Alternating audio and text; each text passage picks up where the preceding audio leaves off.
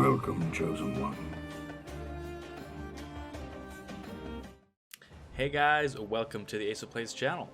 In this video I've got a couple more games with for you, not with you, but for you. With the Eist deck that is, popping up every now and then. This is almost the exact same deck as my last Eist video, Eist. It's called Eist, which was a couple of videos ago. It was popularized by Freddy Babes, as a lot of people know. The only difference is that I'm playing the Hemdall version, which was something Freddy Babes tried in the very beginning. I basically, of course, some of you guys you might know that I love me some Hemdall, so I wanted to try it out with Hemdall instead of Becker's Dark Mirror.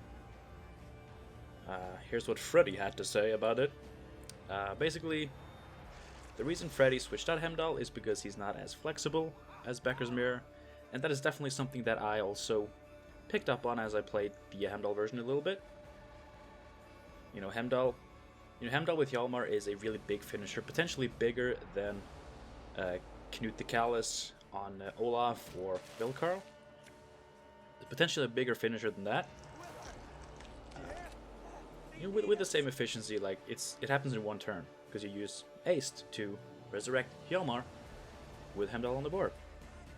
But that's all that it does. Technically on paper Hemdall does function kind of as an engine, because if you play him a little bit early and you play some warriors dealing damage, then he can generate a little bit more value. But it's so unreliable that you don't think of him in that way. He's a finisher, and that's all that he is.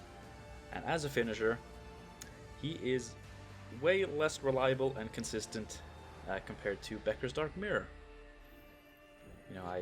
I love Hemdall, but after playing these games, what I really found out was that Becker's Mirror will probably just be a better card here. So basically this is a very delayed video saying, Freddy, you got it right. You got it right. But this first game is against Arrakis Queen. I'm trying to do a thing where every match I show you guys has some sort of purpose, just so I'm not uploading pure bullshit. And the purpose of this match is just that it was enjoyable. Arrakis Queen is a really, really badass deck, and this match has a pretty cool ending. The next game is less fun for me, but it is more evidence towards what I just talked about regarding Hemdall. But we'll get to that when we get to that. Let's take a look at this match here. My opponent drops Frightener, which of course is a 0-point play the turn it happens. But it does tell us that our opponent is not ready to pass just yet. They have something up their sleeve. Of course, I'm setting up his units to be destroyed, so I'm kind of helping him with the Frightener. But seeing as I am going second, I kind of have a little bit of leeway to do so. And here he commits Detlef Higher Vampire. And if it hadn't been for that one little drone there, I would have had a fantastic pass here. I mean, 5 to 4 cards, this is still a good pass. But I'm taking advantage of that sweet red coin, baby. And I'm just, going for it. He is going to have to play another card anyway, so, I can go 5 to 4, or I can go 4 to 3. Card advantage-wise, it's pretty much the same thing for me. Really, the main problem with what I'm doing here, the main problem with pushing, is that he gets a trigger Frightener, and a lot of these Arrakis Queen decks run Renew, which often is used to just resurrect Frightener as a 12-point immune play, which is really, really big. And if I had taken the pass last turn, he would have won a card down without, having to trigger the Frightener, and so he wouldn't have triggered the Frightener. You don't go a card down just to trigger Frightener when you already have the round. But here's my pass, because my opponent just shot through the roof with points. But because of the sweet red coin magic, I'm in a fairly good position, I would say. And one thing I noticed with this deck, I don't remember if I noticed it last time I played it without Hemdall, but that's just wonky draws. I feel like this deck has a lot of cards you kind of just don't want in your hand. Like, that's the point of Skellige, of course. Like, you have all the discard. You put a lot of shitty cards in your deck, discard them, you draw good cards, and you're in a good spot. But even when I'm satisfied with my discards, I still feel like I draw shit. But, you know, here we got Hjalmar, Caldwell, you know, Hemdall, Knut, Askald, Jutta. This is a matchup where Jutta and Dimun, or... Someone told me that I should try to pronounce things more Norwegian-like. Because, especially in the case of Skellige cards, that's sometimes actually the correct way to say it. So it's like Jutta? Jutta and Dimun. But yeah, in this matchup, it is definitely possible to just drop her down on the board as a 12 for 8, which is really, really good.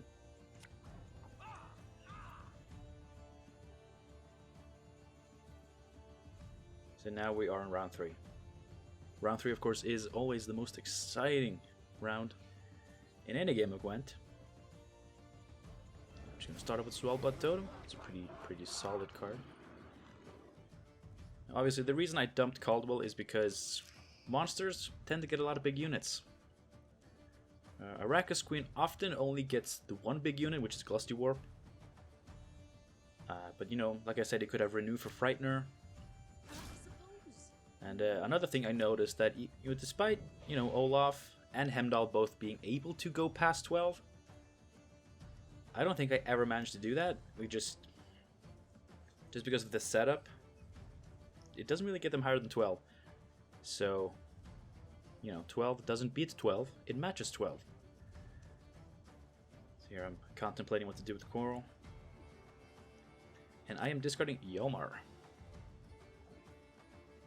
We just do enable Eist. Now I have the Hjalmar Hemdall finisher, which I know will get full value here because he's going to drop Glusty Warp. And, you know, I can just spoil it for you right away. That Glusty Warp will pass 20 points. And, of course, I have Knut the Callous in my hand. I have Olaf and Vilkarl. That is kind of wonky. And as you will see towards the end of this match, it ends up being kind of wonky. But very funny. The opponent, of course, playing Summoning Circle. Some artifact removal would have been great. But not a lot of decks play that anymore, sadly. Well, I guess it's not sadly. I mean, I love Summoning Circle as a card. I just really love that there are decks now that consistently pull off Summoning Circle and actually put it in their deck for like a really cool reason. Like here, like pulling out a Ren Warrior on the same turn you Glusty Warp. That is huge. That's a really good combo, and Summoning Circle is a very unique card that enables that. And you know, back in the day when everybody teched artifact removal because of Mastercrafted Spear and Sahil and all of that bullshit, this card didn't even function. It didn't work. Now it does, and it's really good. So maybe something should be done with it. I don't know. Like, I don't know if I would call it oppressive. Like, it's still 8 provisions. Needs a lot of time to get, you know, really good point value in and of itself. You know, it's mostly used for combos. Like pulling a Ran Warrior, it's like a 3 for 8. But it enables like a huge valuable combo. So here I kind of mess up. Olaf should be on the left side of the totem, because then I can use Knut the Callous on it before pinging it with the totem, which I do believe will grant you at least 1 extra point, like 1 or 2 extra points. Now I have the totem first, and then I get 1 less damage off of Knut, and therefore also 1 less boost on Olaf. So that's kind of a misplay. Not just kind of a misplay, it's a massive misplay.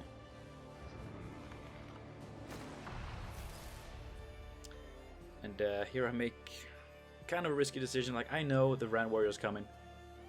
So what I should have done is just save the Svalbard Totem. And then see if any pings hit Olaf. Because at 8, you know, it would be really hard for that Ran Warrior to kill it.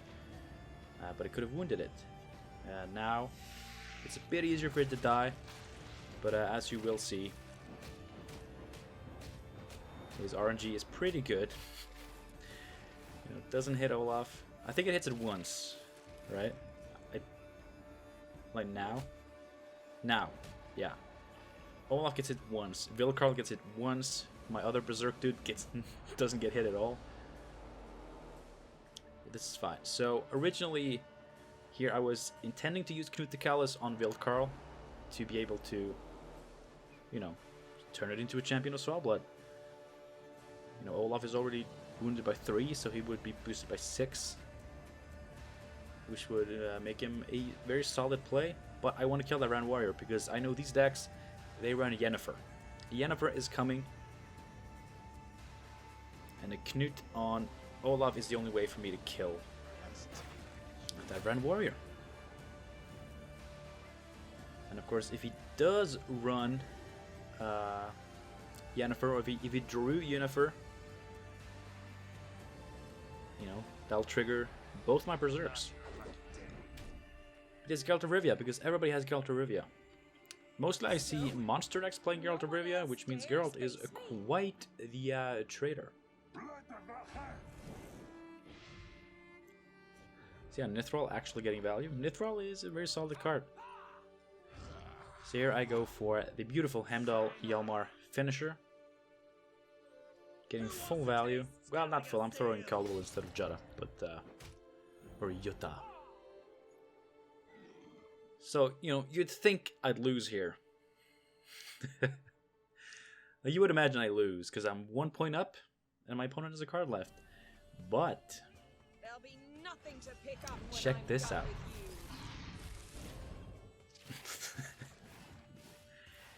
I mean, my opponent has a lot of these guys coming his way, but just my bear dudes, they just took it. And this could only happen because I killed that Ran Warrior because I predicted that Yennefer. So I may be an idiot, I may be a noob, but sometimes even I have my moments. Now, the second game is a match against Woodland Spirit. And of course it's Big Woodland, because it's always Big Woodland. And here you'll see more of what I talked about regarding Hemdall, where it's a lot more wonky, a bit harder to pull off. If you get it off, it's more value than the average Becker's Mirror, I would say. But in both of these matches, like in the last match, that Glusty was 23 points, right? Which would have made Becker's Dark Mirror a 23-point play. And that's just the card. I would have had like a big Hjalmar on something else if I wanted to. Maybe not that big, but you know what I mean. But in this matchup, you're really gonna see how Hemdall kind of just doesn't prove valuable enough, I guess. So here I'm very amazed to see someone actually still playing Arcaspore. I mean, Arcaspore got butchered by the nerf, which was a couple of patches ago. Like it still has, you know, the classic 4 provision value, which is potentially 6, with usually a condition to it. In this case, Death Wish, you have to kill it somehow, or it has to die. But it just, I don't know if that particular condition makes it worth running, you know? Especially when the damage is random. That usually hurts cards a little bit when the damage is random. But not Coral though, because she would be good even without the damage, probably. We'll see. We'll see what CDPR decides to do. So I'm getting ready a long ship, you know, just in case he plays Knackers. I still see some people playing Knackers. I played a Gurnakora today. I played against a Gurnakora, who didn't open with Knackers, but there were some Knackers. There were definitely some Knackers. So, long ship. The ship may be long, but its life probably won't be that long. But, you know, I set up that rider for potential, what's it called? The card. Primal Savagery? Is that what it's called? My face cam was just over the name, so I couldn't see it, but I think it's Primal Savagery. Excuse me. I was kind of setting up for that, but the Coral decided otherwise. And there's something happened on my computer. In the game recording, not just now, but in the game recording. And it gets picked up, because why shouldn't it?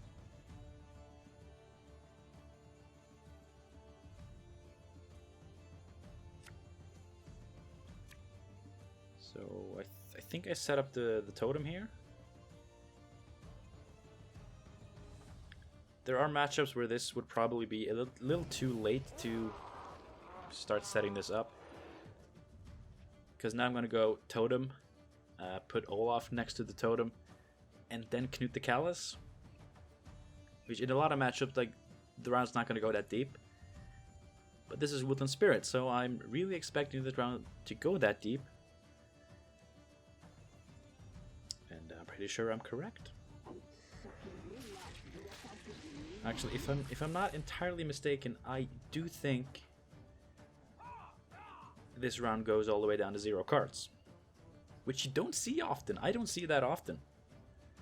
I mean, you know, if you want to, you can make sure that every round 1 goes down to 0 cards. But, how often is it actually good? So, the Woodland Spirit matchup is one of the few matchups where you will more often than not, don't place it on the right, come on. I placed it on the left. Oh no, because he triggered the Berserk on that, so if I put it in there, blah, blah, blah. I remember I knew that I wanted to put it on the left when I played this, but then because he triggered the Berserk of the right one. Like, is it more valuable though? Like, I would have lost 2 points of that, and that would have boosted by 4, so I would have gained nothing. If I put Olaf on the right, on the left, I mean, I probably would have gained nothing, actually. Anyway, Spirit Tip comes down. I deliberately hit the Crone so I could Primal Savagery, the Wispus. Because sometimes even I know what I'm doing.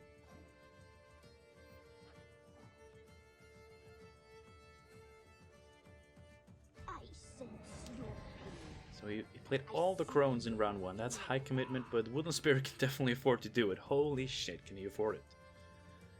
You know, so I'm doing the math. 5-point Hjalmar, 5-point Longship. And I do ultimately decide to spend both of those cards. I'm gonna play the Longship first. So either my opponent passes, and I can take the round a card down, or he plays his last card, and, you know, I spent very little to bleed his last card out of him. But he does pass, so I'm going to do 5-point Hjalmar crate. But Hjalmar is now set up for Eist, so... But so is Knut the Callous, so if I were to draw Wildkarl, we could do some funky shit. Speaking of drawing Wildkarl, there he is. I'll do a double mulligan. This is what I'm talking about. These 4 provision Svalbard dudes, they're always in my hand. They are always like mulligan one and the other one comes out. And then the other copy of the first one will come if you mulligan again. But against Woodland, I am not going to bleed. I am not going to try to 2-0 a card down, so it's just going to be a pass. Also, my hand wasn't even that good. Svalbard. Svalbard. And Spores. Excellent draws.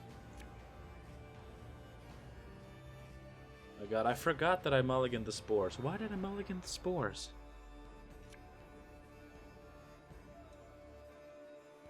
Like, I knew I was an idiot in this match. Oh god, could I have won? Spoiler alert, I lose. Spoiler alert.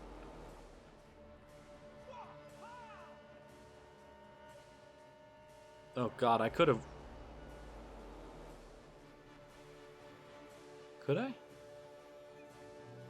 There's a really good chance I could have won this match now.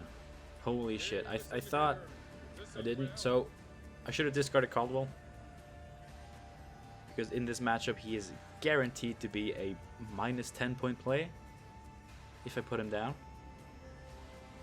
And the 5 point Svalbard dude is 15 points better than Caldwell.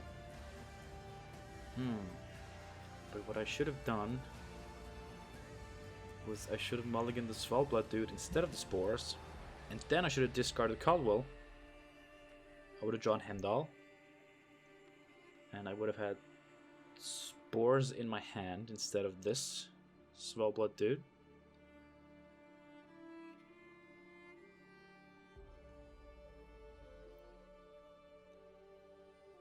Oh god, how good would that have been? So here I'm thinking about Vilkarl and Knut to kill the Wyvern, but in order to get value out of Hemdall, I have to put him down before doing Knut, because I'm gonna do Knut because if I don't do Knut, if I do Hjalmar, then Vilkarl is a 5 point play. 5 for 9, whereas Hemdall would have actually been a 4 for 9. So this is better? I don't even know what I'm thinking here. But hey. So set up the Vilkarl. Don't even care to try to kill something because, first of all I can't, but second of all, I just want the big points. And we do get the big points. Like so far, we're not doing too bad. I should not have mulliganed those Spores. So again, a monster player playing Geralt. I mean, it's not bad because they play Caldwell, and then Caldwell baits opponents into making a big unit, and then you just capitalize on that like a bitch. But check this out, guys. Check this out.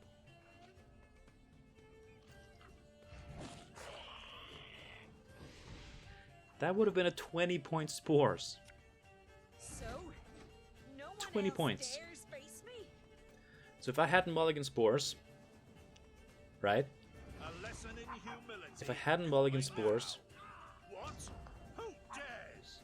and I had discarded Caldwell, I would have had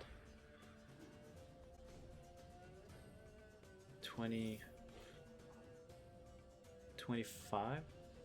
No, but he had 56 because I gave him Caldwell. So he would have been at 46. I would have reset it. He would have lost 20 points. Oh god. So there you have it.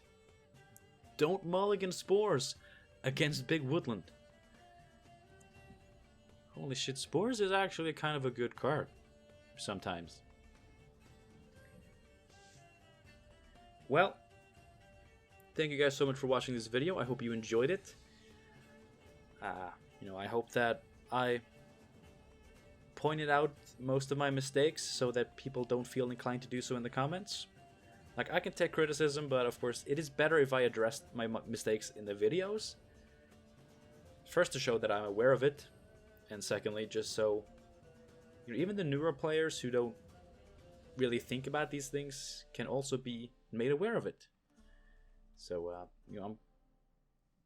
that's one of the main points of doing videos like this with the post commentary, is that I'm able to, first of all, point out obvious mistakes like this, but also just, like, you're kind of getting a double thought process, because, like, you're seeing my thought process when I played, and then often when I'm doing the commentary, I have some slightly different thoughts. Like that Spores thing, I didn't even think about it. I thought, oh, Spores, that's a bad card. I don't have Coral to discard it with. That's the shittiest thinking I've ever done. And also, oh, Caldwell, that's a 10-point card. That's really good. Not even considering that I was against Big Woodland. It didn't even have to be Woodland. I mean, Big Woodland. It could just be Woodland with anything. Anything. Caldwell is way too risky in that matchup. Holy shit, I'm a moron. I am an absolute moron. But at least I'm aware of it. And I turned it into educational content. Thanks again for watching. I hope to see you guys again very, very soon.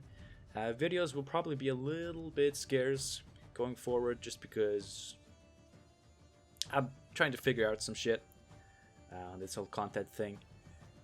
Maybe I'll start streaming a little bit going forward. I'll have to see. No guarantees, but ideally that's the dream.